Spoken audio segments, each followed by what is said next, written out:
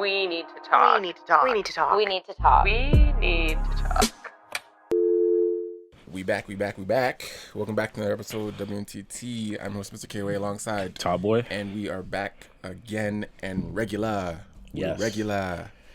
Back to regular schedule. You know why we regular? I'm going to be honest with y'all. I'm tired of these bullshit ass podcasts that are popping up in here. Listen, I love y'all. I love everyone wants to start a podcast. I love it. I like it. I support, the hustle. Everyone wants to talk. But not everyone is meant to talk. Let's just be honest, especially during this time. We're in a time right now where, everyone's on edge. It's very sensitive. It's very, time sensitive, culturally sensitive, financially sensitive. There's just a lot of sensitivity hovering around this time right now. And people are in a position where they feel like they need to speak.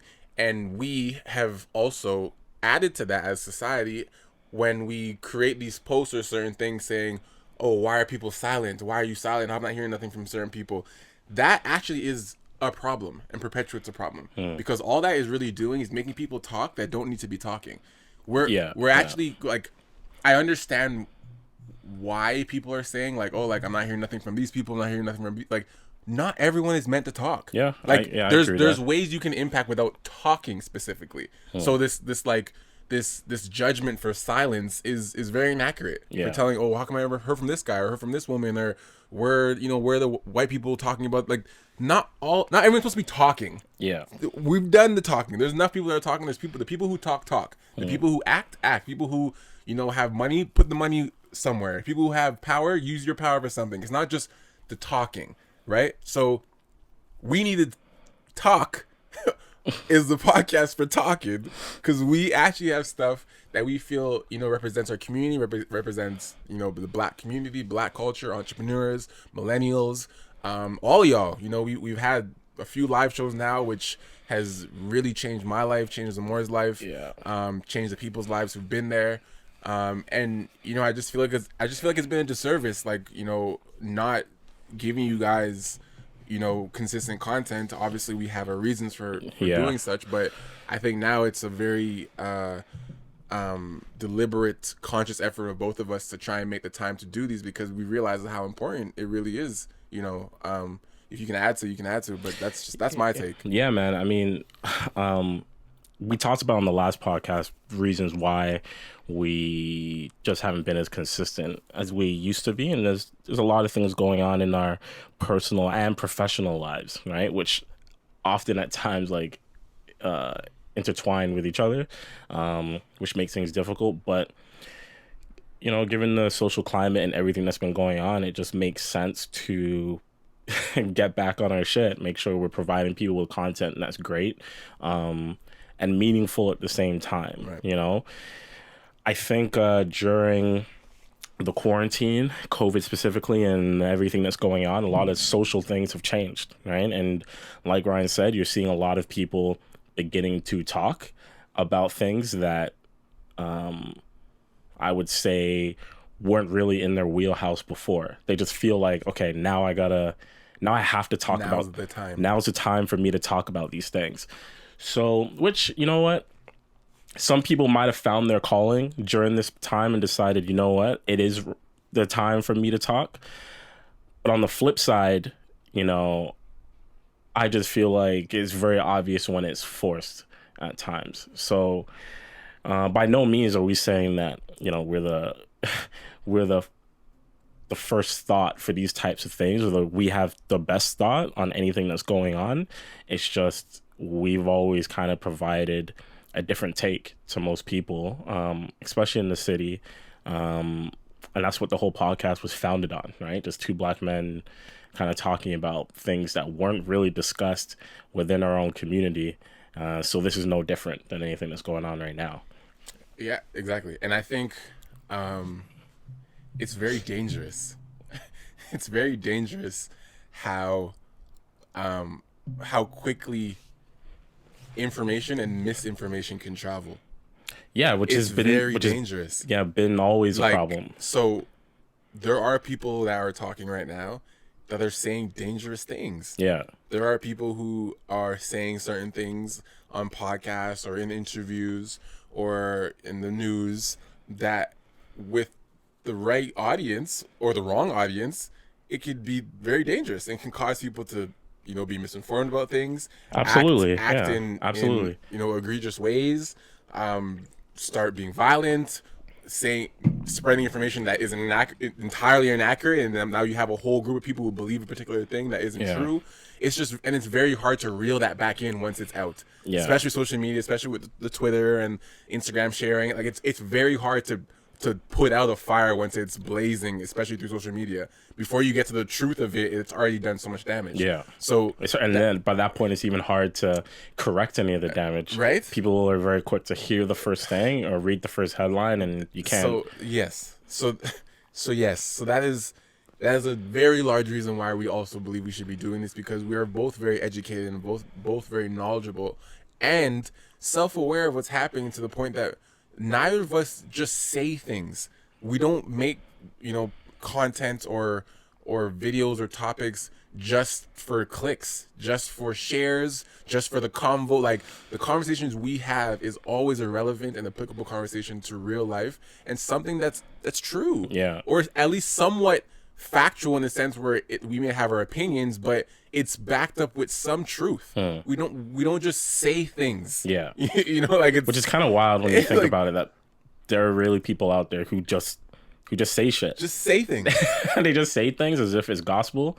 Perfect segue. Yeah. There's a big difference between people who just say things and people who have challenging ways or mental instability and mental situations which, not only prevent them from articulating themselves in a certain way, but also don't allow themselves to express themselves in a, well thought out or clear cut manner, i.e. Kanye West, which is a big conversation we'd like to discuss today, and differentiate the difference between people who just say things, because people like to claim that Kanye's just talking. Like, both of us on this podcast are avid fans of Kanye. Yeah. Zamora even more so than me, but I'm a huge fan of Kanye, and this. If you guys aren't aware of what's been going on, obviously Kanye was running for president, which was wild, but whatever, he can do it.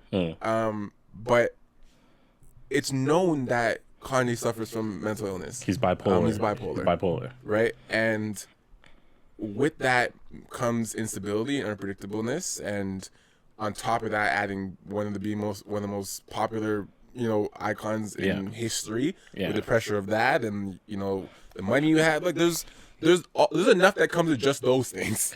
Yeah, like right? we definitely need to break this down on a lot of levels, right? Because the reality is, despite whatever you think about Kanye West in terms of the wild shit that he said, right? I just want to preface this, even though, because I've seen this conversation going around online where people are saying, oh, Kanye fans are defending this guy, or they're the ones that led to his ego, and then blah, blah, blah. I think it's very possible to be a fan of someone while still critiquing them, right? But there's this notion that like, blind. There's this notion that if you're a Kanye fan, you can't critique him. It means that you, for whatever reason, agree with everything that he says or does, right? Yes, man. Which makes no sense. Yeah. But, the one thing that I have noticed about this Kanye situation in particular is that the internet has really changed people's minds and desensitized them to basic human compassion, right? That's what it's done. So it's difficult talking about Kanye West, who is a celebrity, who's a black celebrity, who is also suffering from a mental illness, who also says wild shit. It's near impossible talking to other people about him as a fan without them thinking that you're being biased.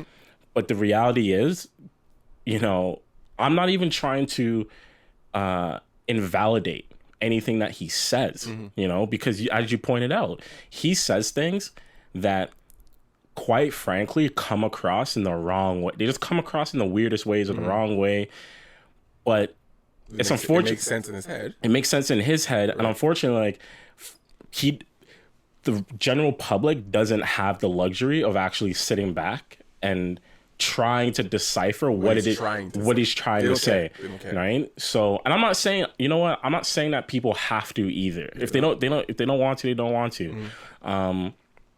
But the whole thing is problematic, you know, because it's just showing me that this is a clear-cut case of someone who is actually suffering, and you have people just immediately dismissing it as this guy's crazy and he's trying to promote an album. This is like so far beyond album promotion. Yeah. So for people who aren't on Twitter and social media like that, you guys just kind of tune into our podcast and stuff, or maybe you just Instagram. Just to give you a quick rundown of what he did say, at least the snippets that I saw. One snippet was a somewhat wild statement when just taken for what it was. He said something along the lines of, paraphrasing, Harriet Tubman did not free black people. She, paraphrasing again, just led them to be slaves by other white people or something. So, something along the lines of that. Apparently, he's saying Harriet Tubman did not actually free slaves. Yeah. And people were going off on that, of course. Like, what are you talking about? Because what we're told and what we're taught in history is that Harriet Tubman, you know, Underground Railroad, blah, blah, all that, right? Yeah. Now, from a person with some type of patience and processing of human behavior, I can understand what he may be trying to say. And this is just by an opinion. I clearly will never know because I'm not in his head. Yeah. And no one will ever know. But if you don't even care to take a chance, then you'll run with that and be like, yo, this guy's crazy. What are you talking about? Of course you free the slaves. And then that'll be it. And you'll be like, cancel Kanye, blah, blah, blah, blah. And there you go. Off with it, right? I'm trying to process it as, what could he mean by that? And my personal opinion is that I feel like he's trying to say, okay, she assisted in trying to, you know, change the environment that was happening back then with slavery and help as many slaves get away as possible. Yeah. But ultimately, fast forward to 2020 where we are right now, nothing has, like, we've absolutely advanced. We don't have slaves in backyards and we're not picking cotton in the fields. And yes, we've absolutely advanced. But I'm assuming, I don't know, but I'm assuming what he's saying is we are still enslaved by, you know, society, by, you know, by money, by classism. Blacks are still low on the totem pole. Well, yeah. So he's just, I think, I'm only saying I think that he's just saying that, like, yeah, she made a shift, but she didn't free us, right? Like, black people as a whole. Yeah. And I can only assume that's what he means. Yeah, I mean, like, the problem is when you say anything that is borderline controversial, what I've come to realize is there can't be any misinterpretation. There can't be any room for that, right? So it's tough because as we're having this conversation, it's almost as if I'm thinking about it from other people's perspectives, where I think they're assuming, oh, we're trying to justify, like, his actions or the things that he says, which isn't the case. No. It's just I'm just trying to interpret what the hell he was saying, right? And it's no different than that TMZ incident where he says slavery was a choice. Like, that's the bit everyone takes out, right? And runs with it. And I understand, you know what? I understand it too. I understand the fact that if you don't have the time for it, then... Yeah, I understand people that are just like, you know, I don't need to listen to this whole rant by Kanye. Why? I have no time for him. I fully respect and understand that. But especially if you already have a negative view towards exactly. it. This is just more. Right? This is just more flame for you. Exactly. It's more. Yeah. But that TMZ incident, whenever I think about it, I always say to myself, I'm like, if you boil it down, that's how it really was. Because, you know, the slave masters, the white man, what did they literally do? Aside from physically beating black people and harming them and raping and doing all this type of stuff, they mentally broke our people, which is still, like, very relevant today. So they broke them to the point where even if these people, our ancestors wanted to leave, especially because we outnumbered these people. We literally decided not to, because that's how far they went to mentally break us. And that's what he was saying. There's hundreds of you, and you're like, we can't go. Like we can't leave. But it sounds really fucked up when Kanye says slavery was a choice, like, and then people just run with that, and people get angry.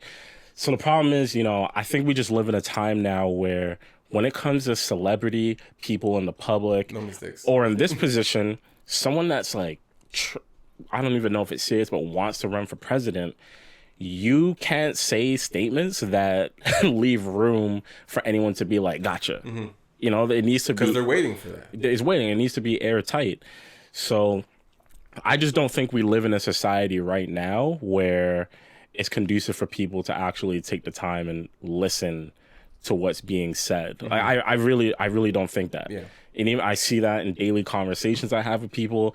I've seen it in conversations I've had my entire life with women. Yeah. Like I've seen it with everything. Like it's almost like you say a statement and then you need to say another statement after, saying, just so we're clear about the statement that I just made, it means this. It's wild. Yeah. Right? And then additionally, the second clip I saw, I'm not sure if you saw more than this clip, was a clip of him breaking down and crying shortly after. Yeah. During his breakdown and crying, still at his rally, I think this was in Virginia, I believe. Is it Virginia or South Carolina? I can't remember. Go on. Yeah. Carolina or Virginia? I cannot remember. Either way, it was at his rally, and I'm just seeing clips that are popping up. I don't know. I haven't even seen the full thing, if there is a full thing out there. But he broke down crying, and I couldn't really make out what he said at the beginning, but the ending of what he said was, "I almost killed my daughter." Yeah, because he's talking about the abortion laws, right? Right. Yeah. And again, soundbite. Yeah. I almost killed my daughter. I almost killed my daughter. Yeah. Out of context, sounds like he almost killed his daughter. Like the term "killed." Yeah. Like you would think, what? Like he tried to kill it? Like, no. No, Kanye didn't try to kill his daughter. But again, if you take that and spread that around the internet with no context and just a soundbite, this guy's crazy. Yeah. Crazy. He has mental illness. It's not crazy. And I'm not sure if you saw my tweets, but like people find everything funny. Like we're in this era where this joke culture fucking era where everything is joke to you guys. Like, Ryan, this is crazy. Like, Ryan, nothing is serious. It's actually like, Ryan, bro, I love a good joke. Don't trust me. Yeah. I laugh a lot, but like, bruh, like everything can't be a meme and a joke, guys. Come, like, please, like, Ryan, this is crazy. Like, holy shit. Let me just say this, right? I don't know what upsets me more. Seeing Kanye decline mentally, like one of my idols that I worshipped growing up, because I've been listening to Kanye, like I did the math the other day. I've been listening to this dude since I was like 11 years old. Right? So, and I was having a discussion with Jamie yesterday about how when you listen to certain artists that you've grown up with, you feel like you know these people. Yeah. Right? Eminem had that song Stand, because it's like this weird connection you have with someone you've never met in your life, right? So for me personally, I can disassociate Kanye the artist from Kanye the political whatever, right? I can like see the separation between the two, but it still doesn't negate the fact that I genuinely feel like I'm watching my older brother or something just get his ass kicked on live TV. That being said, when I see the way that people are reacting to Kanye, I think that's what upsets me more, especially from the Black community. I think that's what bothers me more because, and I don't know if I really don't know if I'm reaching, and you can tell me if I am, but the way that I see people within our own community reacting to Kanye is very reminiscent of how I've seen people in our community react to anyone that we know with some sort of mental illness my entire life, which is that person's crazy and you just write them off. Right? There's that comedian who had a great joke. talking about like why black people, it was black guys, like we don't take mental health seriously in our community because we have too many cool words for it, right? When someone's crazy, you're just like, I was bugging out, or I was tripping. But he's like, really, like I was actually going through a mental breakdown. But we don't actually accept it. But we don't accept it, right? So for me, people can really say what they want. They can say, no, he's been saying all these wild things for years. He's bipolar. Like this is now common knowledge. I know there are people out there who think it's all fake again. I really don't believe. Like I'm having a hard time believing this is an act. Like, no, come on. I've seen people in real life who have bipolarism, who have mental illnesses. Like, it's very reminiscent of what I've seen in real life. So, for me, I'm looking at the situation, saying to myself, okay, why is it that people in our community are so quick to just write off Kanye the way he is right now? Like, why do you think that is?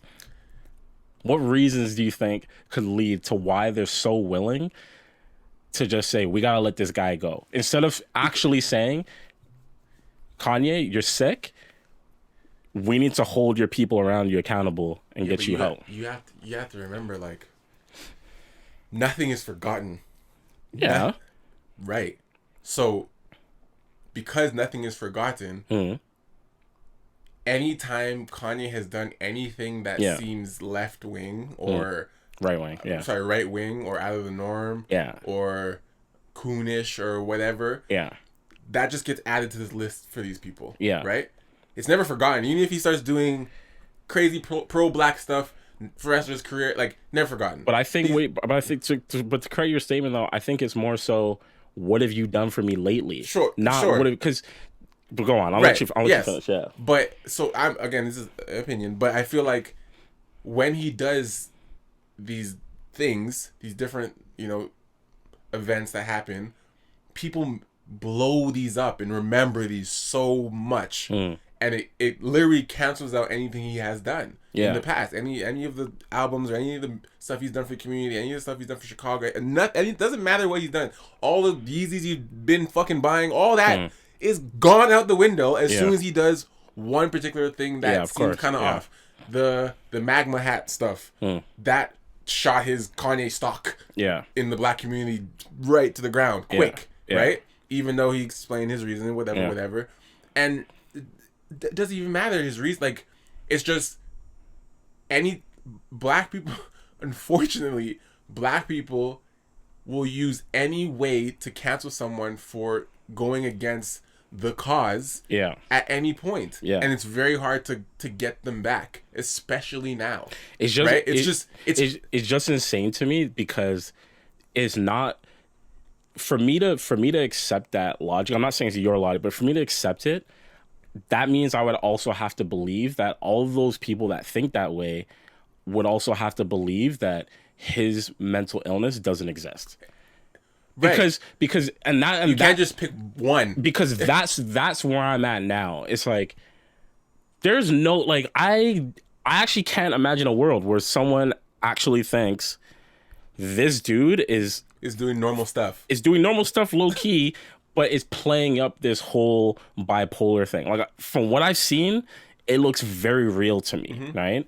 And if you know that he's bipolar, you know that a lot of these things are not even actively his choice. They're not rational. Like, none of these things are rational. So for you to then say, you're taking this as a rational thought or action, but something else as not. Like, I'm just confused. He meant it when he did this. This is mental illness, though. What? Like, what are we talking about? You think he has the ability to choose when he wants to be normal? Like, I think that literally has to be the only way for it to make sense. That has to be a true belief. Yeah. That you're like, when he does this with the president or with a celebrity or with a group or whatever, when he says something about a particular thing, no, he meant that. Yeah. He meant to do that. Yeah. But when he does something else, it's like, okay, no, that I understand that was probably mental. What do you mean like, it's his life is this. His life is how it is. Like, he has manic phases, he has normal phases, and they're just it. Like, that's how his life works. It's not like he wakes up and decides, today I'm going to have a manic phase. It doesn't work like that. No. So, you know, it's funny because for me, I keep looking at the situation and I'm just hating seeing what it brings out of people. Because when I see them react the way that they do to Kanye, there's a part of me that honestly thinks, like, is this how you would react to someone in your own life if they were going through this? It wouldn't be. And I don't know if I'm being extreme and thinking that way, but sometimes I think they would. Because if you're quick to just say, this person's crazy, like, what's the difference between saying that to someone that you know that's not a family member? That did the same thing. That just says wild shit. Every day you walk downtown or drive downtown, you see people, homeless people that have some sort of mental illness. You don't know what it is, and you see the way that people react to them. Yeah. Right? They either shy away, they either give them money, they try to do what they can to help these people. Most of the time, they just say, walk by them. And you know they're thinking, that dude's crazy. I don't know what he's gonna do to me or she's gonna do to me. It's true. So yeah, like the whole thing just really upsets me. And I don't understand. For the life of me, I can't understand why more people aren't just trying to help him and support him. No, I would love for that to happen, but I'm more upset that people aren't actually more angry with the people around him in his circle, whoever it is. Like who's protecting Kanye? Because who is protecting Kanye for real? Like the people in this circle, like who's protecting Kanye? Like anytime these outbursts or these things happen with him, he's always alone. Yeah, he's always like no one, like at no point is like there a man on his team that's like yo come, let's go. Yeah, I got you. Nobody. Yeah, like even at a rally like that, like this is a rally, bro. This is a rally where you have people coming out to support you. You don't even have a right hand man that you see the man balling and like just like yo come, yeah, I got you. Yeah. Like not one. Just all I see is cameras in the man's face. Just cameras. Like, are you serious? Like no one can be like yo I can. Oh shit, he's going to fuck. He's going out right now. Oh no, I got you. Pull him, yo, get him. Like, see, so you can't have these fucking tabloids and videos just spread like you're looking at an idiot. Like, and this is where my biasness comes in as a Kanye fan, because when I'm seeing the way the media is talking about this guy and the way people in our community and every community is talking about him, I'm like, yo, I'm watching this black man just go down. That's what I'm seeing. And you know what? Let me go back and change my statement, right? It might be because of who I mainly follow on Twitter or the people I surround myself with, but I only ever see black people shit on Kanye, right? Like I don't think I really see a bunch of white people talk about Kanye the way that we do. And I don't necessarily think that's a bad thing, because I think your own people should really be holding you accountable. But I don't think it's at a point where people are holding him accountable. They're just destroying him. I don't think there's ever been a point where people have been trying to actually say collectively, we need to get this guy help. It's been more so, we need to cancel this dude. Yeah. Right? For a variety of reasons. Like from the day that he stopped, from the day that his original girlfriend broke up with him, right? From Through the Wire days. And he started dating Amber Rose. And there was an issue with him dating Kim, right? This black guy dating this white woman, whatever it is. And for me, I'm just trying to think big picture here, you know? You said it earlier, this whole mental health thing is not a joke. Like, it really isn't. Take out my own and your own personal experiences with things surrounding mental health. It should be your absolute priority to make sure that your mental health is good, right? It should be at least in the top 3 things that you're most concerned about in life, right? Which is difficult to do because a lot of us have things going on, people we have to take care of, which makes it tough. But we're watching a live case study of someone who is not well. They have been diagnosed as being bipolar. They're a celebrity, and not just a celebrity, one of the biggest in the world, and have been for a long time, whether people try to cancel him or not. And he's in the public eye all the time. And people around him are allowing this guy to make decisions that are not conducive to his well-being. Unilateral decisions. They're allowing this to happen. And what's happening is this man's declining and things are going to get way worse. And I don't think they're ever going to get better. Because what will happen is in the future, in psychology classes, they will use this guy as a case study. People, you might think I'm being like whatever, crazy for saying this, but they will do it. They will ostracize this black man in ways that are sickening. I'm telling you. And what upsets me the most is I've been saying for years, even when Kanye has been on this path that hasn't been great, right? I've been saying for years, you know what? Even though he said some wild shit, all this stuff, the happiest I've seen this guy is when he's with his kids. When you don't really see too much of Kanye on social media outside of the bullshit that goes on, right? But the happiest I see this guy is when he's with North and Saint and like his other kids. That's when he's the most happiest. Right. He talks about that before he had kids, how happy he would be to have kids, all this shit, right?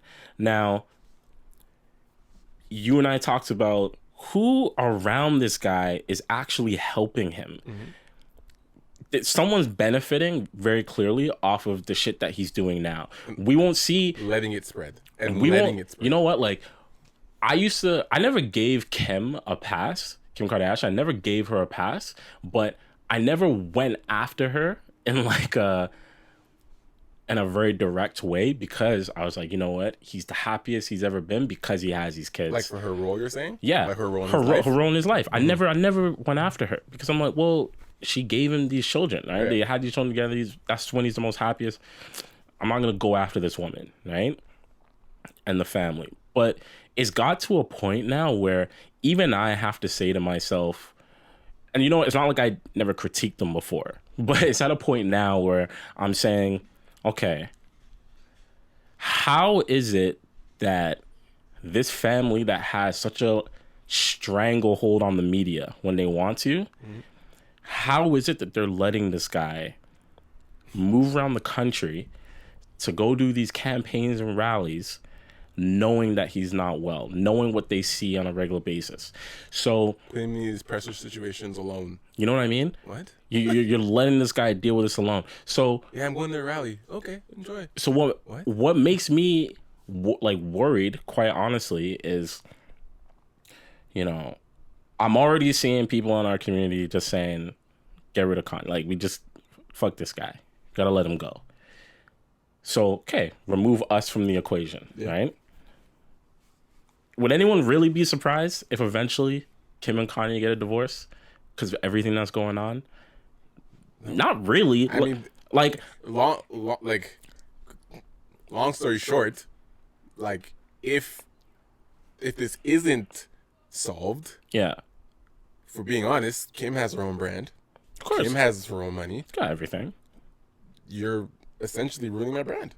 Ruining my brand. Like even being heartless and love aside, like, being with you is ruining the Kardashian brand. Because you know right? what though? Like, unfortunately. You know what? Because I've been saying, and we've been saying, we're the people protecting this guy, right? I rarely ever see people on social media literally going at Kim being like, yo, go get your husband. Go get your husband. Like, I never really see that. No. I never really see that from other celebrities. I just see them shitting on Ye, right? I know, I'm sure it happens. I just don't see it. Somewhere in the darkness. I'm just sure I don't see it that often.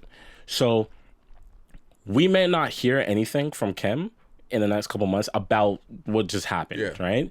We'll hear what she has to say and the family has to say on the next season of the Keeping Up with the Kardashians. That's when we'll see it. There's probably video cameras there recording the whole thing, blah blah, right? Yeah. So monetized. when they get divorced, what's gonna happen is, are you saying when rather than if? Yeah, because you think this is a when thing? Like, this is too much. I really think it's a when thing because if people want to sit out here and believe in conspiracy theories about COVID and fucking chips and all this shit, what I'm about to say is it's not that crazy. You expect me to believe that with all this foolishness going on and no one in that family actually stepping in and being like, yo, we need to get a hold of this, but for some reason They kind of did that with Lamar Odom, but they're not doing this with Kanye. They did protect Lamar, right? I mean, there was a point where they really let this guy go down. But there is some vocalization about it. Some vocalization. Yeah. I'm not seeing anything from here. So you expect me to believe that at some point they're not going to get a divorce and Kim's not conveniently, or who should I say, Kris Jenner, she's conveniently not going to have a laundry list of examples as to why Kanye should not have access to his children because this man is mentally unstable. All these things, right? Look at him. He was out in the public going crazy. There'll be a long list of things that will allow this family to say, you know what? As an argument to say, you know what? We can't let this guy be around his children. He's mentally unstable. No one can tell me what I'm saying is crazy, right? Because that could really happen. So, all right, Black community, we let this guy go. Fuck him, right? Because he's just been saying a bunch of wild shit. We can't ever forgive it, right? He's gone. Not saying that we should, but he's gone, right? So he's gone. His family now has said, you know what? Peace out. Sorry. You're hurting our brand, and we've squeezed enough juice out of you for now. You're gone. So 2 very important pillars are gone. Potentially. Mm-hmm. He's already mentally unstable. I just feel like it's very, like, there'll be a time when something very bad will happen to Kanye. Hopefully not, but unfortunately. Because just with this trajectory. Because and it all comes back to the main point of when I see people saying, we got to cancel this guy. We got to get rid of him. Yeah. Blah, blah. The guy's sick. Like you mean get rid of him while he's sick? He has a mental health problem. Yeah, maybe you know what? And you know, I'll play devil's advocate. I know there's some people that don't believe that he's sick, blah blah. They think it's convenient. Yeah. Cool. Like, you can believe that, right? Maybe it's the humanity in me. Maybe it's the bias that's letting me think, okay, if this guy's sick, the last thing you should do is like move away from him altogether. Right. That's the last thing you should. Alone. That's the last thing you should do to anyone who is sick. Yes. So when I see people reacting to Kanye like this, I understand that he's a celebrity. He's so far removed from them that it's easy to just say, "Let's cancel this guy," or "He's crazy." But it kind of lets me into your mind and makes me think, "Oh, you would really just like leave people in your life if this is how it is." Yeah. So then I think it's a combination of we still haven't merged the celebrity citizen line properly. Like we I don't think we ever will. We still live in an era where there's us and then celebrity. Yeah. As if celebrities don't have breakups, feeling like the August Alsina thing we just talked about. Like, this is only a big conversation because it's August Alsina, Will Smith, and Jada. Yeah. If that was a regular couple doing the same foolishness, which happens a lot. No one's talking about it. It's just, but it's just like, oh, you did it with Will and Jada? Like, it's a thing. But they're just popular people that are just doing regular relationship stuff like that we do. Like, you know what I'm saying? So, exact same shit. But we haven't merged that line properly in our head and systemically, where we've accepted it that like celebrities human, just more successful and rich, but they're gonna make mistakes. They don't really know stuff about politics. Sometimes, like, you don't know shit about politics. They just like, I don't know shit about politics either. Well, how come you're not saying anything? Because I don't know what to say. Like, I don't know what you want me to say. I don't know what to say. I just make music. I'm good at what I do.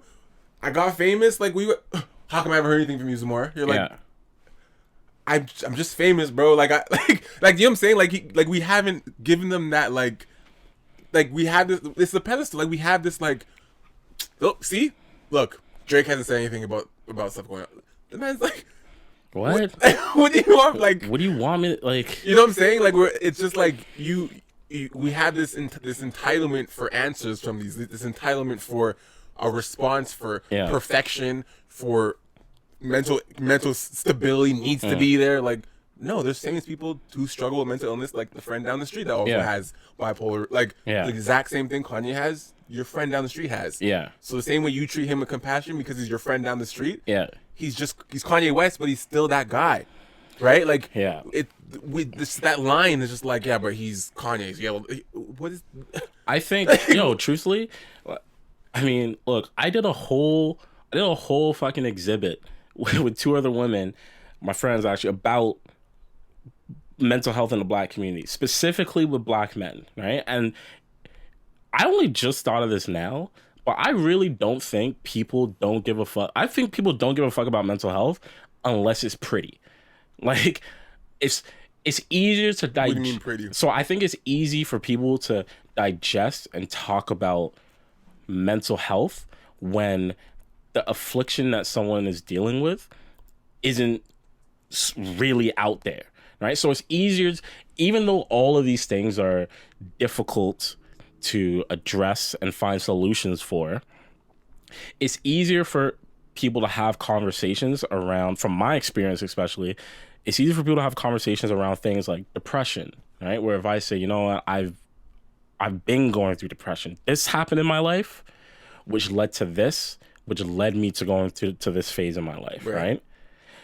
Versus someone who is bipolar or schizophrenic, where you literally don't even recognize these people at times, right? Have you ever come in contact with a schizophrenic person? People are very quick to just say they're crazy. Right? That person's crazy. And it's the same thing with bipolar. They're quick to just be like, those people are crazy. What is crazy, though? Without taking the time. But what is crazy? An illness, no? It is an illness, right? So it's not the way you guys use the word crazy. Like, first of all, the word crazy is slandered and spreads so quickly that you call girls crazy, you call mans crazy, you call this crazy. Everything is crazy. Like, but crazy should only be used for mental illness. That, like, sorry, it shouldn't even be used, because crazy is a derogatory term somewhat. But crazy is reference to mental illness. Yeah. You calling someone crazy means they have a mental illness. Like, you're like, oh, that guy's crazy. Like, I'm not. That means you are essentially telling me that person has a mental illness. Yeah. Which, if that's the case, help them. Like, I'm not often saying that, though, right? Like, people are more likely to help you if you have some sort of mental illness. It's already hard enough. That isn't deemed crazy. Yeah, it's already hard enough to talk to people about it, to try and get some sort of help, right? I guess you can say there's levels to it, even though on a spectrum, it's all really difficult. But what I'm seeing is like, actually, to add to what you're saying, then, the mass amount of people. So, yeah, this is actually the mass amount of people have experienced a common form of mental illness that is more acceptable and more susceptible to the majority of people, such as depression, such as eating disorders. Like, these stuff are like, oh, like, yeah, me too. Like, it's relatable. Like, oh, some aspects of it that's relatable. It's relatable. The extreme cases, the schizophrenias, the bipolar, there's so many. The extreme ones aren't really relatable because you yourself don't understand it. Yeah. So, because you can't comprehend something, you have to label it as something. You have to label it as crazy. Like, you can understand depression. Someone says someone tells you, like, gone through depression. It's me too. And now there's compassion. Yeah, there's some level of relatability. Someone says I'm bipolar. In most cases, most people have not come across a bipolar person. Yeah, I have, specifically in high school, one. Yeah. Right, and schizophrenia, I haven't known them personally, but I've seen it. Yeah. Other than that, like, it's not common enough, at least in our circles. Yeah. So when someone says I'm bipolar, most people don't actually know what the fuck that is. They don't know. Like, they don't know, but they always assume that it's controllable. No, they either think it's controllable, but they usually think bipolar means 1 minute you're happy, or 1 minute you're sad, and 1 minute you're angry. Like, you that's what it is. Like, it's split personalities. It's not. Yeah. It's you just have a normal and a manic phase. And your manic phase can be anything. It can be sad. It can be angry. It can be happy, like extremely happy. Any emotion. It can be any emotion, but there's an extreme level to it, right? And what's nuts is, it's not like I'm in relation to Kanye, how this all came up. it's not like I'm just speculating. This dude said all this in an interview. Like I have it. Like he not only just explained that he had it, he sat down and explained, these are my phases. Like these are my manic phases. But people don't care, bro. Like we live in a time of celebrity and fast fashion, like all these things that just and jokes over facts. Jokes over facts to just allow people to just hear you and say, fuck that, I'm gonna get these jokes off though. Like that's what I'm gonna do. You know, like everything about this situation, especially during COVID, has just made me realize that the compassion in people at times is very lacking. And, you know, I think people need to actually take a step back and really look at their humanity, you know, because you asked a question like segue on the We Need to Talk page, basically asking, you know, what was one thing that you learned about yourself during quarantine? What is the most significant thing you have learned about yourself and mental health during quarantine? You decided to add the mental health aspect of it, which was absolutely important, and I'm glad I added it because we got quite a bit of of openness. We got a lot, man. Like a lot of, we can't even go through it. I suggest if you guys follow our page, WNTT TV on Instagram, WNTT.TV on Instagram. We're gonna start adding questions and posts and topic discussions throughout the weeks. And those will be there, so you can at any time if you want to add to it. We'll see them. You know, sometimes we'll add to them as well, or reshare them, or bring them up in the topic, or bring them up in the live show or conversation. But those posts will live there from now on. And yeah, we advise you guys to either just even drop it. Like right now, it's been some hours ago, so it might not be active. You might not be actively looking at it right now, but they will remain there. So if you want to just, you know, be open and just drop yours there just to add to it so you got off your chest. But essentially the question was to just allow people to reflect and really just let it out. Sometimes, you know, you realize you learned something, but you haven't really put it into words and it hasn't processed. But when you write it down, you're like, yo, fuck, like I really did learn this shit. I added to it. I'm not sure if it's more. No, I was just gonna talk about it on the show. So more he'll talk about his. The one I added specifically, which a lot of people, you know, decided to like, was one thing I learned was pacing is very important. Speed is overrated. Keep a steady pace, and you'll be able to give yourself the necessary time needed to evaluate every stage you're at more efficiently. And the reason I said that was because that absolutely is the biggest thing I have learned and continue to learn, especially now that I'm injured on top of that. Because when I learned that, I wasn't injured. That was early COVID quarantine stage where I was just home and just slowed down. Now I've slowed down another level, somewhat, because I'm still shooting, because I'm a fucking maniac. But it's definitely slowed me down, especially even more now that I have an injury. But pace is so important, and I realized I was operating at a very difficult and somewhat dangerous pace. I do a lot. I would travel a lot. I would shoot a lot. I would try and meet everyone's expectations and needs and family and friends, and I was a shoulder for people and giving advice and writing and sharing things and I was giving out so much, and I wasn't in all honesty, I wasn't receiving much, and some of us are givers and that's just our personality types, but it is very possible and very easy for you to overexert yourself. Yeah, definitely. And it affected me in some friendships. It affected me with my family. It affected me with relationships. Sometimes even work. Just like I would take certain projects that I know I didn't really have the time to finish, and I would be like, no, you could do it. And now I'm busting my ass to finish something when I didn't really have to do that. I didn't. And it's just it's this constant desire to push yourself, which is good, You know, we should be pushing ourselves. We should be, you know, challenging ourselves, and you're hard on yourself, which is good, and that's what makes for, you know, a great creative and entrepreneur. But at the same time, knowing your limits is so important, right? And it's not a form of weakness to say you have limits. Yeah, like it's not at all. It's like, it might be viewed that like, nah, like nothing can, I'll never break. Like, no, we do break.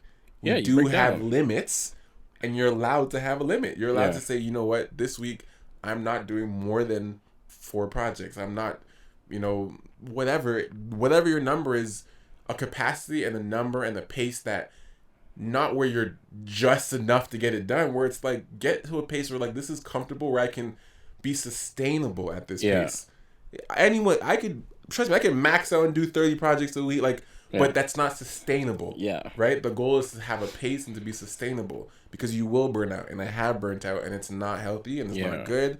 And a lot of things get overlooked, bro. A lot, like, the last thing I said, like, it allows you to, you know, evaluate what stage you're at more efficiently, because there's so many things I want to do all at once. I'm like, I want to get this, I'm going to get this, I'm going to get this. And I'm sure you may know as well, doing a little bit of a bunch of things is very exhausting. Yeah, nothing is completing. Yeah, you may as well just like not even have started anything at that point. Completion is key. If you need all the time to finish one thing and it's completed, that is always going to be better than having 10 little projects unfinished. Yeah. Complete one, move to the next. There's no rush. There's no race. There's no one, like, you don't need to get anything out of a particular time unless that's within your contract, whatever. If that's within your contract, then give yourself time to make that deadline. But that constant desire to always push for more and always rush something out, dead that. Stop it. Dead that.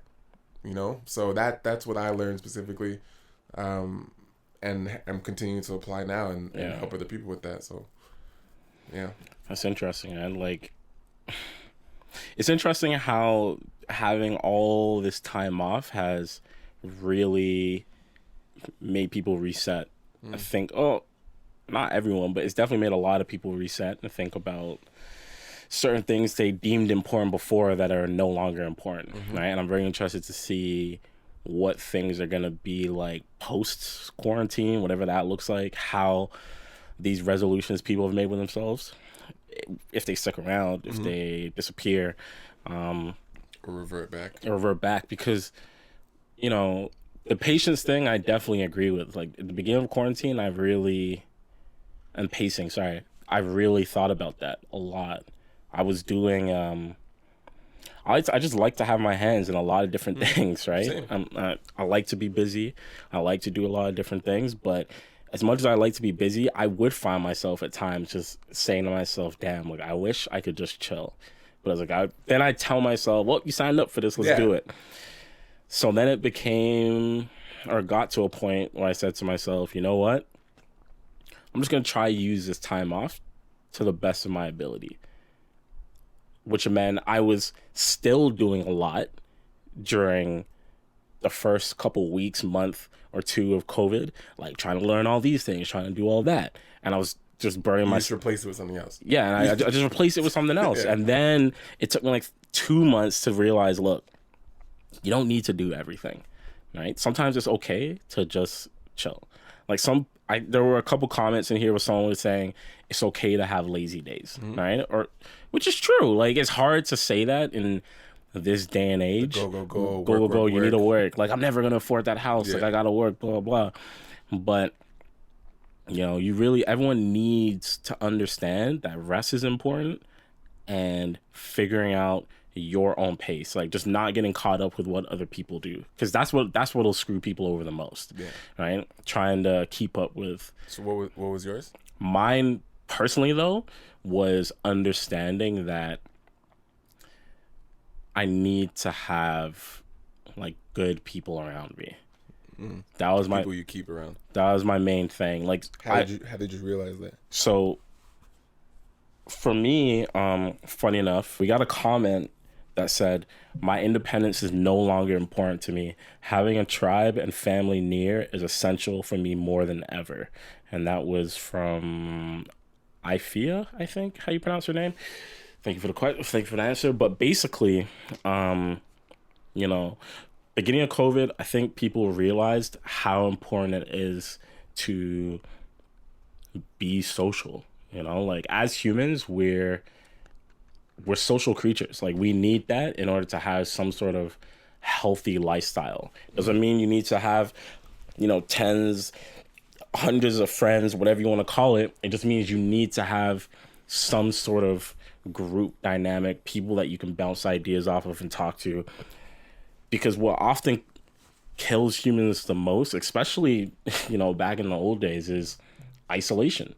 Just not being around other people. Like you only have your mind. That's what'll break people the most.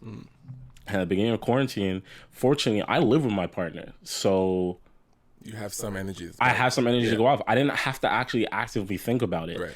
But I have a lot of friends who live by themselves. I have a lot of friends who live in the city that don't have a partner or like a girl or guy to talk to, like all these things. And I could see in the beginning, after having conversations with people, how much isolation was really affecting them. They didn't have all these extracurricular activities to go to. No playing ball, like no yoga, spin class, none of that. Okay. You just had to suckle and chill at home by yourself. You're alone too, yeah. And you're alone and you don't have certain things going on. It really affected a lot of people. I necessarily didn't get affected to the level that other people did, but it did make me realize that, you know what? The connections that I have with certain people now, they need to be a little bit more solidified. Whereas before I felt that because we were just living in this social world, I don't know if I was taking like certain relationships for granted. I might have been, but I think I wasn't. Relationships, you mean like with people? Like friends. I don't think I was doing enough to ensure to people that, look, like you're part of my group. Right. And I think now more than ever, people need to know like where they stand in your life. You shouldn't just leave that till, if these people pass away or you guys stop being friends over some petty shit. It should just be very clear. This is where you stand in my life for these reasons. We're going to ride together, whatever it is. Yeah. So that was my biggest thing. And the other thing too, which it wasn't necessarily something I learned about myself, but it was more so understanding humanity a little bit better. So we talked about, the whole Kanye mental health thing and seeing how people reacted to that. To be honest, man, I was very shocked to see how some people were reacting to COVID when that first came up. Right? Not necessarily. I might hear that. Yeah. Not necessarily the whole, like this thing's not real, blah, blah, blah. Because it's funny. I actually reference our conversation quite a bit that we had. It was me, you, and Warren on the TV show before COVID. Before it, not before COVID, like before it became the quarantine. Yeah. Brian, I referenced, there's a particular part of this episode that I reference all the time. Yeah. And it's when me and Warren looked you dead in the face and we're like, there's no way the States are going to let China let this shit get out of hand and cross the world. And you were like, you didn't say that, you didn't think, it's not that you thought opposite, because you were more so talking about how like this was going to damage the economy and all this stuff. But you were just like, hey man, I honestly don't know, but I know the economy is going to get fucked. Yeah. But like me and Warren were looking at you with such conviction. I was almost looking at you like you were crazy for bringing this up, that like this shit would come to Canada. I was so certain, bro. And I was like, there's no way this shit's happening. Yeah. And then like a month later, this shit's here. Like fried. Like we're just sitting here. We're literally just sitting here in our houses chilling. And I just kept referencing that conversation. You're like, right, dude. I was dying. I'm like, yo, there's no way this shit's gonna happen. You guys are mad at me. I'm like, yo, I don't listen. So I'm like, there's no way. So anyway, COVID hits, right? Yeah. And I'm starting to see the difference in Western society versus people in the East, like Asia. Like reaction behavior and stuff? Reaction to how they deal with it. Now, we know how China works. It's like communist government, so when they tell their people to do shit, most of the time they don't have a choice, right? Even though there's been protests going on. But I like referencing places like Japan and Australia and fucking New Zealand who literally have no cases and they're having... They have live sports games again. They handled it. With fans in the crowd, right? And I started to understand more the difference in how societies and humanity works. And parts of it like actually really upset me. And I was surprised that it would. So for example, you know, New Zealand and Japan in particular, they're just a cleanly group of people in terms of how they operate. You know, they don't even shake hands. It's not part of their culture. It never has been. They just bow. It's no wonder why Japan and Italy have the oldest populations, but they somehow got it under control. New Zealand, their society, they just understood this is for the greater good. Right. Everyone on board? Cool. Everyone on board? Yeah. Cool. The quicker we do this, things go back to normal. Right? But then you look... There's so much pushback in the Americas. There's so much. There's so much. I don't get it. And I sit here and I'm just like, okay... People are upset. We're spoiled. People are upset that they gotta wear a mask. It's sickening to me. And the thing that upset me the most, Ryan, was hearing people say, like, I'm young, like I'm gonna be good. Even if I get this, I might get sick, but I won't die from it. Right? I'll be good. They should just let They should let the young people do what they gotta do. Blah blah blah. Let them get it. Let them get it. Do what they gotta do. And what people are essentially saying when they make that statement is, fuck all the like older whoever people. else I come in contact with. Fuck anyone else. And I was like, yo, like we're not living in the middle of the fucking jungle now, you know? It's not like back in the day when it was truly survival of the fittest. Yeah.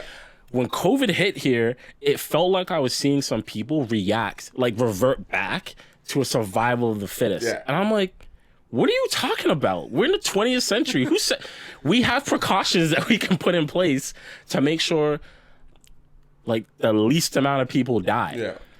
We just need to follow them.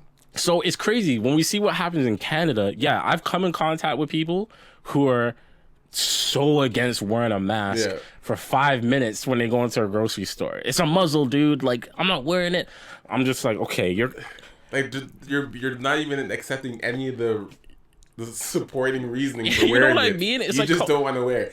I just don't want to. I just don't want to. I'm like, all right, cool. Do your thing, right? But our numbers are significantly lower than the States. Yes. Where I'm just like, yo, like, it's just so apparent how different people are. Like, if you ever needed a bigger example to show how different people are around the world. Minds. Use COVID as an example. Yeah. Because it couldn't be any more clear. You have one human race, but so many different beliefs. Like we're all human, so it's like, do we all agree that we both can die? Yeah. We all agree that the sickness is here. Yeah. We all don't want this here anymore. Yeah. So to prevent this from staying here, this is what we got to do. Yeah. And some of the world goes, cool, let's do it. And some of the world goes, but why? What are you talking about? What? So like, what? And then you have another side of the world that goes, but why? Why do we have to do that? And you're directly explaining, this will help save lives of most people. Yeah, but I'm fine. Yeah, but you doing this helps other people stay alive. Yeah, but what does that do with me? It's like this is really the conversation we're having with a mass amount of people.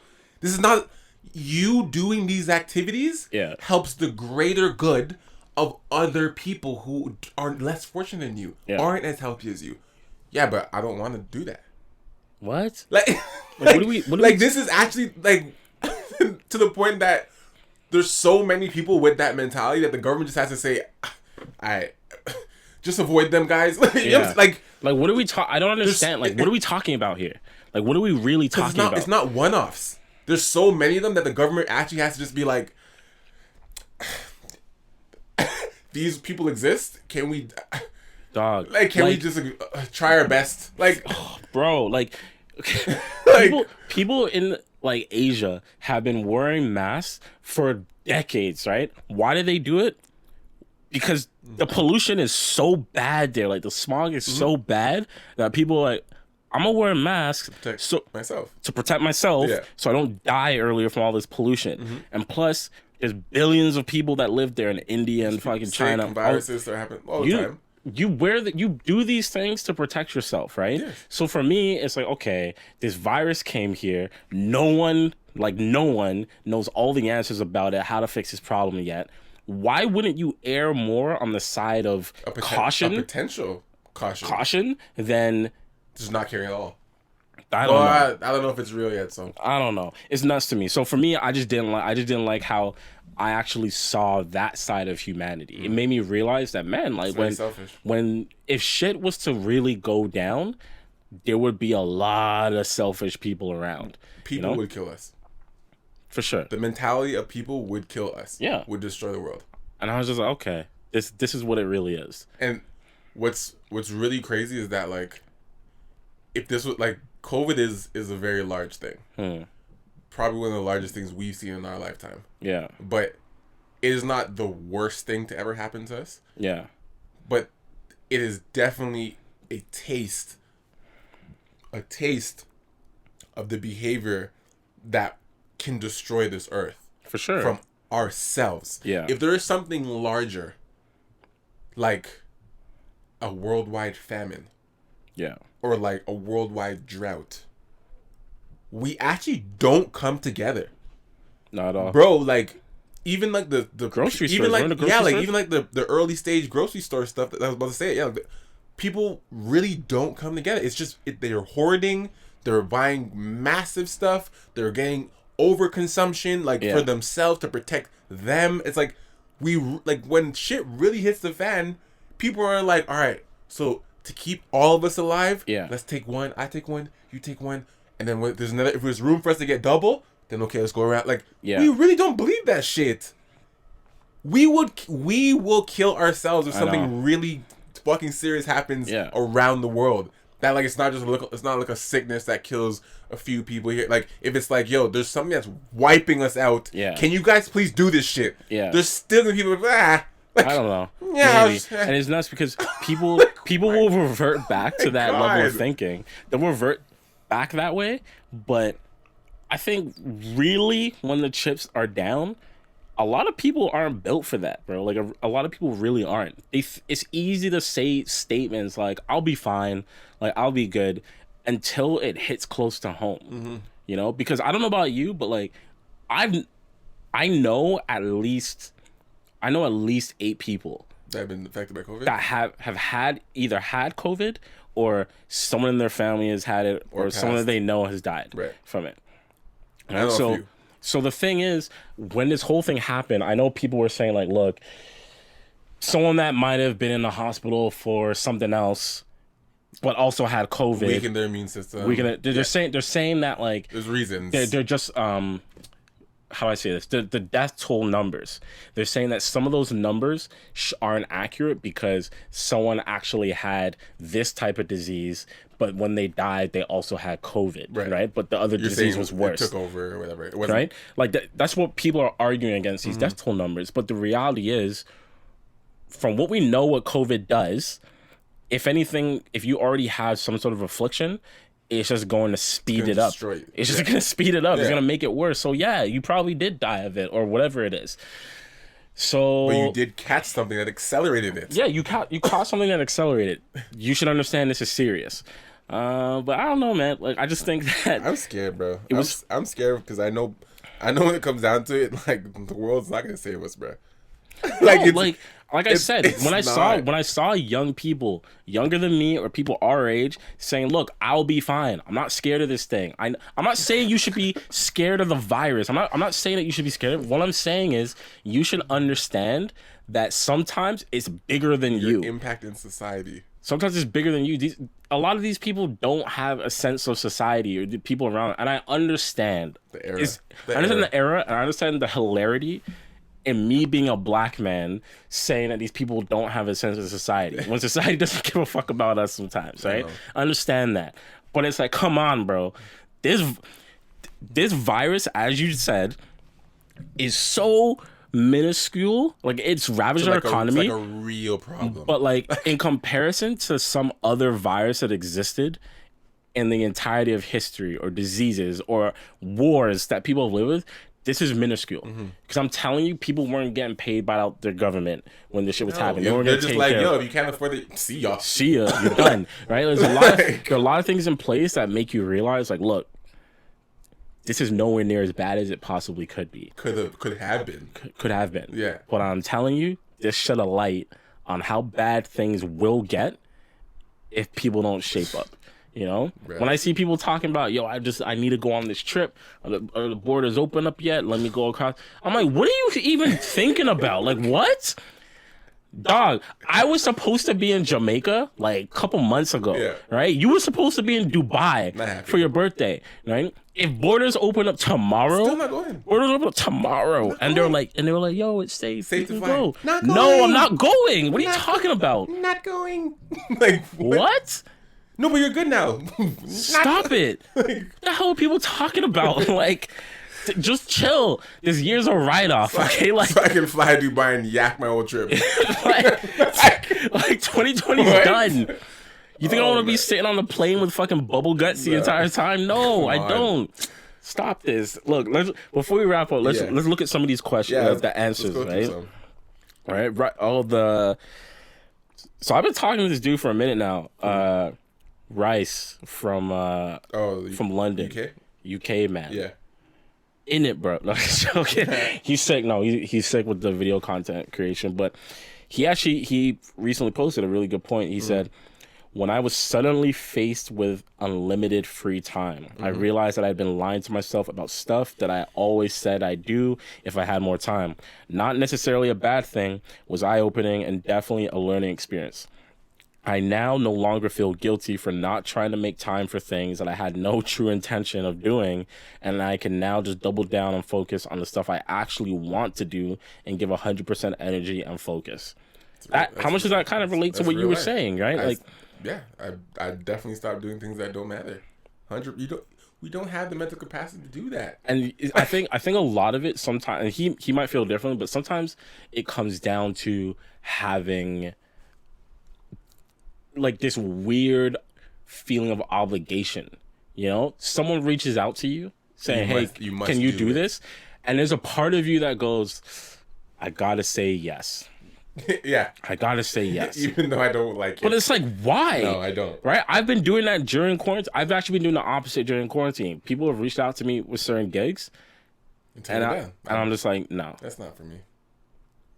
That's not for me. In the middle of a pandemic, bro. Like, can I give you money? When I would love to have more money, I'm just like, I can't. I actually don't want that money. No, I'm sorry. Your money's not good here. Your money's not good here. I don't want to do this gig so badly that I would turn down money in the middle of a pandemic. It ties back into mental health. Yeah. Bro, it's a rhetorical question, but I'm already laughing at that. How many times have you caught yourself early days of creating? How many times have you caught yourself taking weeks to do a particular project because you can't wrap your brain around it? Like you're like, I can't get through this. Like, and the thing is, you'll shoot something day of and edit that with excitement. It's excitement, and you shot something weeks ago, and you're like, I'm still working on this because you genuinely don't want to touch it to the point that you will do anything to avoid it. To avoid it. You will clean. you will organize your folders on your laptop. You will spend time with your girlfriend. You will do anything. You will do anything. You will do anything. You will start researching stuff that has nothing to do with your project, just to not have to do this project, bro. That is too much. That is not worth the funds. That's not not worth the funds. It's not. You know the ones where while you're editing said project, you're literally saying to yourself, I hate this. Why am I doing this? I hate it. I hate this so much. I can't believe I shot this. Like that I shot it. Or not even this. This is I told you like my own work. This is how you know that. This is how you know it's one of those projects. While you're editing, when you finish that last sequence, you say to yourself, "This is not going in the portfolio. This is not going on my website. This is not going on my website." And then when they reach out, they're like, "Yo, you can post the video now, huh?" What? They're like, "I'm gonna post a video first, and then you can post it after." Oh yeah, I got you. Cool. It's not seeing the light of day. Sick. Once I know you've downloaded it, it's off my It's going to sit on another hard drive in my desk that I never use. I just need to make sure you have downloaded and have a copy for sure. Make sure, confirm you have the copy, so that there's no way you can say, "Yo, I didn't get it. Do you still have that?" I don't want to be put in the spot where I say, "Oh, I deleted it. I deleted it for hard drive space permanently." It's not even in the backup. It's not on your Dropbox. No, I got rid of my I got rid of my Dropbox. You even got rid of the Dropbox link? No, I got rid of the whole Dropbox folder. Got rid of everything. Man, so yeah. Jokes aside, don't do projects. Don't take on things. Don't take on any work. Just do not take on things for money, man. Like I get it, and I understand there's stages, and the early stages, like, hey, listen, early stages, fine. I'll say this much: early stages of whatever you're doing, whatever creative service you're doing, take what you can get. If you're trying to just pay the bills, I understand it.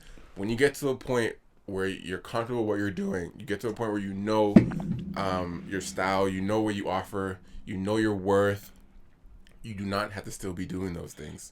Like, do not let money start to run you. Do not let money start to run you. Because the important thing too is, I promise you will not produce your best work. No. If you're doing a project that you just have no interest in. You won't enjoy it. Like, I've done projects for people where I didn't necessarily enjoy what it was that I was shooting, what I had to edit. And you can't lie to yourself. Like, you will just do enough to make sure that the client is happy with the project. Yeah. But you're not happy. You're not happy with that. You're looking at it like, man, I'm just glad this is done. I'm so glad this is over. Never want to do this again. But you can tell by someone's work when they actually enjoyed it. Yeah. Like, you can tell. So it's a big thing. And that's like all aspects of life. I think there's one I saw that was interesting. The one that you're saying you liked, the audit one. Yeah. So Kiki Limitless said a majority of people you give access to don't actually deserve it. True. She said to learn to audit your output, as she usually puts it with her clients. Auditing your output. So I'm assuming, there's interpretation for different things people say, but I'm assuming what she means by that is what you put out. Go through that again. Check, like, what am I really giving to people? How much of it is it accurate? Is it something I want to go out there? How often? Like, don't just put out. Actually evaluate the stuff you're putting out every day. The people you're investing with, the people you're responding to. One of the biggest things I've been still working on to this day is responding. Yeah. When someone sends you a message, you are not obligated to reply to that. Yeah, you're not. A message is someone notifying you that you are desired for a particular thing.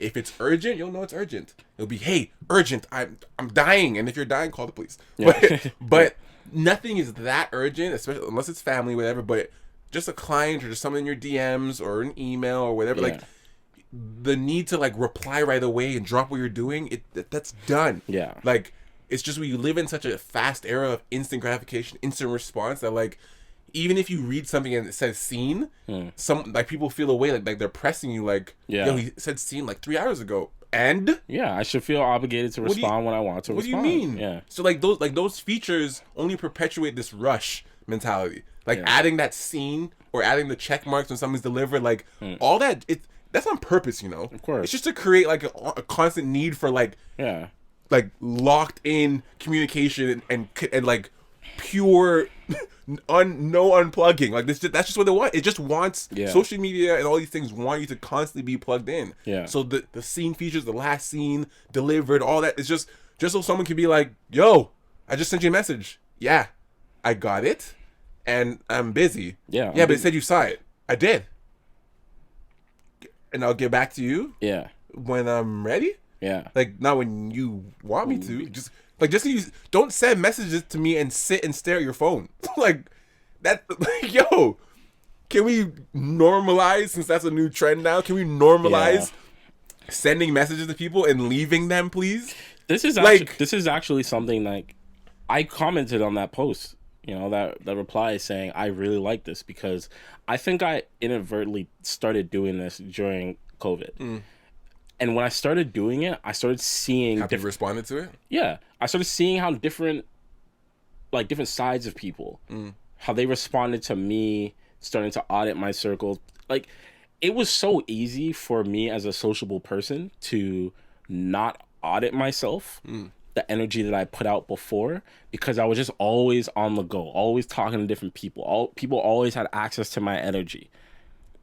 But now they don't, because I don't see them as much, because we're in the middle of a fucking pandemic. So now I've become conditioned, and I like this feeling of your time on your time. Yeah, exactly. Yeah. So once COVID is done, once quarantine is done, I'm just going to continue this trend and see where things go. Because at the end of the day, it got to a point where I said, you know what? These people don't pay my bills. They don't. I actually have zero obligation to you. They don't, help me survive. Like, if I don't talk to them, it's not like I'm going to die tomorrow. No. Like, I just had to really sit back and, really think about certain things and why it was important. So, yeah, I really like that. Yeah. Last one from my boy Unchained Eddie. We got to have him on the podcast. He'd be a good guy. But he said, to be able to keep your identity separate from your work. Don't stop the hobbies which keep you centered and give you that disconnect from the rat race. Don't let your life revolve around work. It will consume you and make you lose sight of the little big things that provide the mental breaths of fresh air, right? Which is big, because I know from his perspective, he's in the fitness industry just like me, but he has his own fitness company as well. Right. He's Latino. I think he might have like Afro-Latino somewhere in his family, but Latino. Not long story short, his company is basically all about being inclusive to people of color, Black people, in the fitness industry, because it's super white, right? So hearing him say you need to separate the two is interesting, because you and I both know people, and I think at a certain point we even fell in that too, where it's like that was who we are. When people would say to me, like, who are you? Like, I do an interview, they're like, who are you? Say your name, blah, blah, blah. And what do you do? It's so easy to just respond with work. Like, what it is you do. What it is, what you do for work all the time. Is who I am. But that's not who I am. Yeah. But I think a lot of people have a hard time actually defining who they are, because they haven't really taken the time to figure out who that person is. To dive into it. All right? Like, it is actually an interesting question. If you ask some of your friends, like, who are you? They're gonna I guarantee most of them will respond with work. With work. I'm a basketball player. Yeah. I'm a doctor. No, that's what you do. That's not who you are.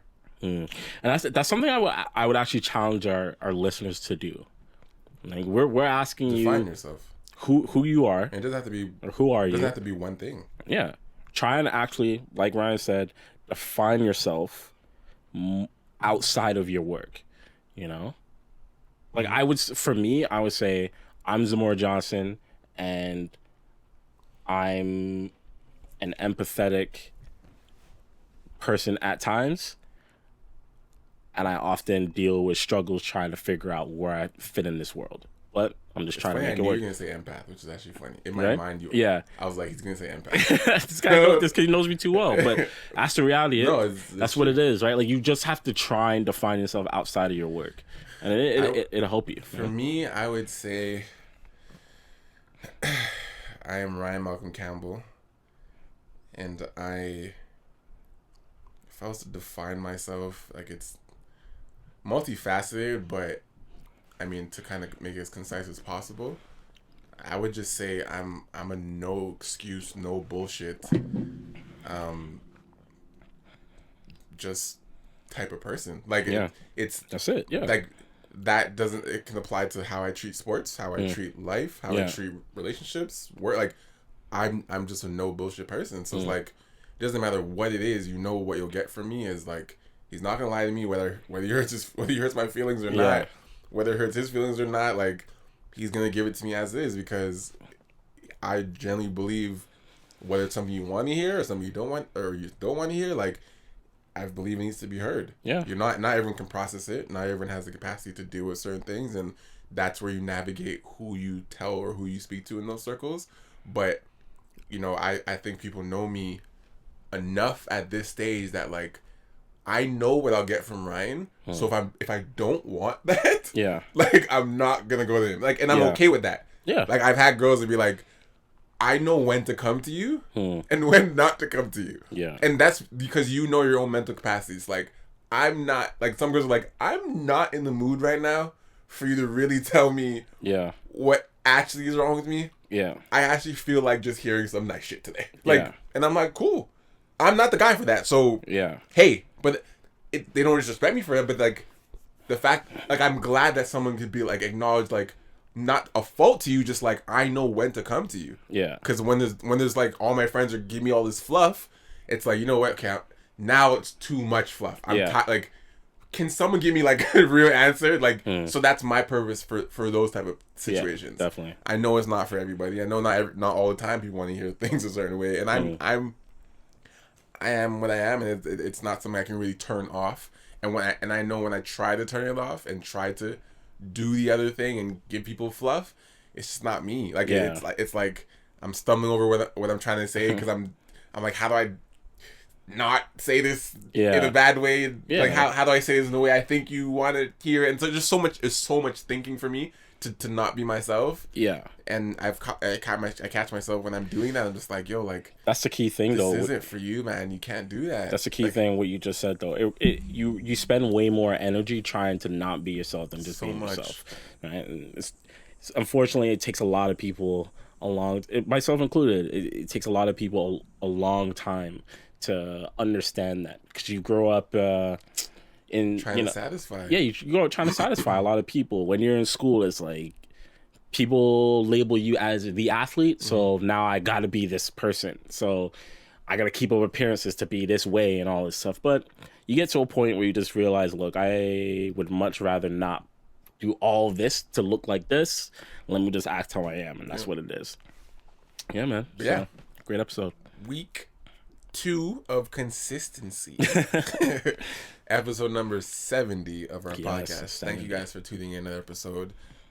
We have transitioned to finally start using our IGTV. So we'll be posting a clip of the audio from this.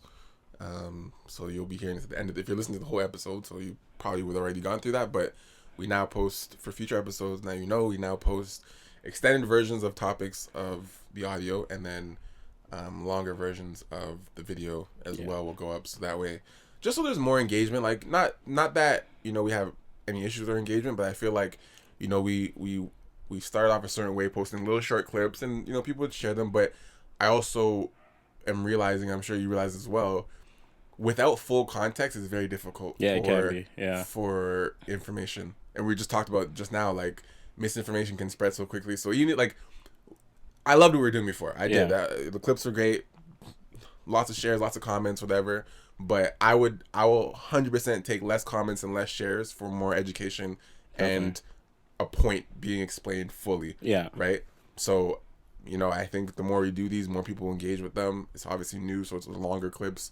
longer clips don't do as well on social media because people's attention spans or whatever. I really don't care. I'd rather a point or a conversation to be there for someone to come back to or share a conversation in its entirety if they want an extended version, then they watch the whole thing. That's the way to go. But yeah, we good. Thank you guys. We're back.